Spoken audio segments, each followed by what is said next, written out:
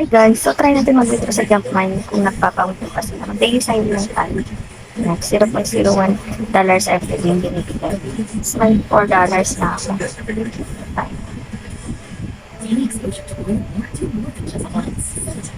Ito na pala yung mga na-withdraw ko guys. Ayan. Kami na nag-success.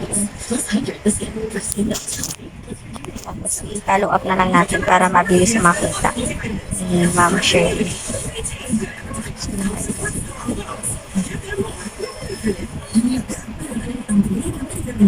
Ganito talaga yung rules nila guys. Kailangan ilagay mo dun sa ano nila, GC. Pero nagsasuccess mo.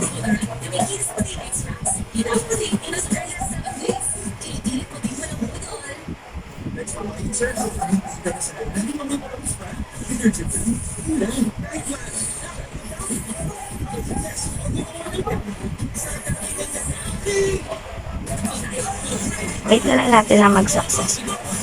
Bawi ko na yung mga investment.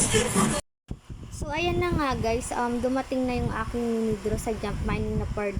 So, 205 pesos yung dumating sa akin. So, yun guys, as of now, legit pa rin talaga si jump mining. Sana magtagal to ng 6 to 7 months katulad ng hero mining.